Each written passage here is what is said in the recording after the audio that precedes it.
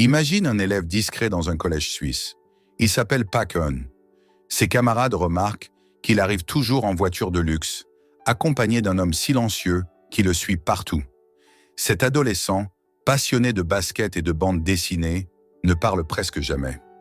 Les rumeurs disent qu'il est fils de diplomate. Personne ne se doute que 16 ans plus tard, cet élève mystérieux deviendra l'un des dirigeants les plus redoutés de la planète. Son vrai nom, Kim Jong-un. Aujourd'hui, nous plongeons dans l'histoire extraordinaire de cet homme qui défie l'Occident, possède l'arme nucléaire et règne d'une main de fer sur l'un des pays les plus fermés du monde. Un dictateur plein de paradoxes, à la fois amateur de luxe occidental et champion d'une idéologie anti-américaine féroce. Attachez vos ceintures, nous embarquons pour un voyage au cœur du pouvoir nord-coréen. Pour comprendre Kim Jong-un, il faut remonter à ses origines. La dynastie Kim, c'est comme la saga Star Wars du communisme. Tout commence avec le grand-père Kim Il-sung, le fondateur de la Corée du Nord. C'est lui qui, soutenu par Staline, prend le pouvoir après la Seconde Guerre mondiale, quand la Corée est divisée en deux. En 1950, Kim Il-sung tente d'envahir le Sud, déclenchant la guerre de Corée. Les États-Unis interviennent, bombardent massivement le Nord avec du napalm. Bilan: plus de 200 000 soldats nord-coréens morts et des millions de civils tués. Cette guerre laisse des cicatrices profondes et devient la pierre angulaire de la propagande anti-américaine du régime. Le pouvoir passe ensuite à son fils, Kim Jong-il, qui règne de 1994 à 2011. Et voilà qu'apparaît notre protagoniste, Kim Jong-un, le petit-fils né dans les années 1980. La date exacte, un mystère. Mais voilà le twist.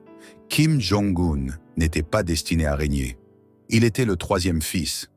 Le premier, Kim Jong-nam, était l'héritier logique. Le second, Kim Jong-chul, était aussi dans la course. Mais l'histoire va prendre un tournant inattendu. En 1995, alors que la Corée du Nord traverse une famine catastrophique qui tuera à 1 500 000 personnes, le jeune Jong-un est envoyé en Suisse, à Berne. Il y vit sous le nom de Pak Eun, accompagné d'un garde du corps déguisé en simple assistant. Dans ce pays occidental, loin des misères de son peuple, il découvre la NBA, les films de Jean-Claude Van Damme et les baskets Nike. Paradoxe absolu, le futur leader d'un régime anti-américain est obsédé par la culture américaine. Il reste un adolescent solitaire, introverti. Ses camarades de classe ne sauront jamais qu'ils ont côtoyé un futur dictateur. En 2000, à 17 ans, Kim Jong-un rentre en Corée du Nord. Il étudie à l'université Kim Il-sung, oui, celle qui porte le nom de son grand-père, puis rejoint l'armée en 2002. C'est là que tout bascule. Son père, Kim Jong-il, cherche un successeur. Le premier fils, Kim Jong-nam, est écarté. Trop critique envers le régime, trop fasciné par l'Occident. Le deuxième, Kim Jong-chul, est jugé trop timide, pas assez charismatique. Reste Kim Jong-un, le troisième fils. Loyal, militaire dans l'âme, il semble être le candidat idéal. En 2009, son père l'annonce officiellement comme son successeur. Et là, c'est l'ascension express. En seulement 2 ans, il devient vice-président du comité de la défense nationale, général d'armée et membre du comité central du parti. La propagande s'emballe. Kim Jong-un est dépeint comme un génie militaire, un brillantissime camarade. On raconte qu'il ne dort que 4 heures par nuit. Des badges à son effigie sont distribués dans tout le pays. 17 décembre 2011. Kim Jong-il meurt d'une crise cardiaque. Les images de pleurs hystériques des Nord-Coréens font le tour du monde.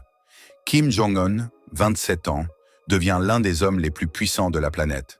D'emblée, il adopte un style différent. Plus jeune, plus moderne. Il apparaît avec son épouse, Ri Sol-ju, qui s'habille en Chanel et Dior. Il se lie d'amitié avec l'ancien basketteur américain Dennis Rodman. Il fait construire une station de ski pour les élites. Mais derrière cette façade de modernité, la terreur continue. Les camps de concentration pour prisonniers politiques restent actifs, enfermant environ 200 000 personnes. La moindre critique est punie de mort. En 2013, il élimine son propre oncle, Yang Song-taek, pourtant désigné par son père comme son mentor.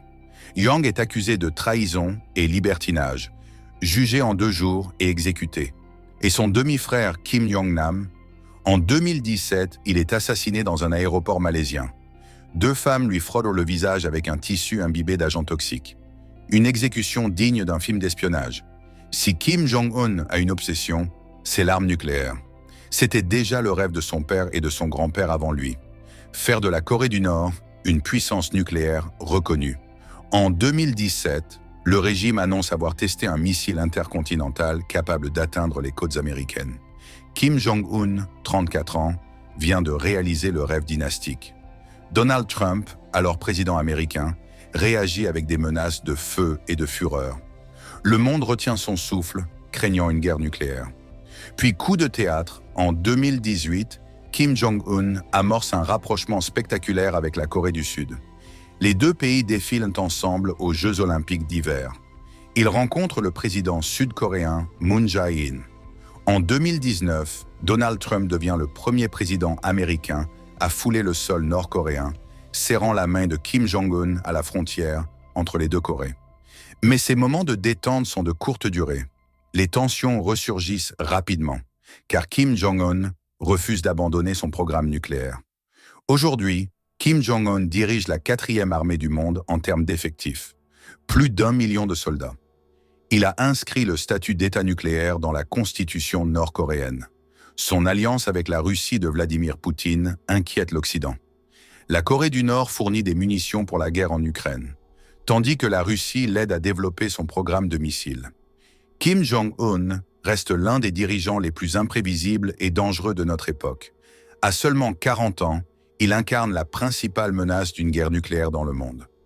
L'histoire de Kim Jong-un est celle d'un prince élevé dans le luxe qui devient tyran. Un homme plein de contradictions, fan de basket américain dirigeant un régime anti-américain, amateur de whisky gouvernant un pays où des millions de personnes souffrent de la faim. C'est l'histoire d'un héritier qui n'était pas destiné au trône, mais qui s'est révélé plus implacable que son père et son grand-père avant lui. Aujourd'hui, avec son arsenal nucléaire et son alliance avec la Russie, Kim Jong-un n'est plus seulement une menace régionale, mais un danger mondial.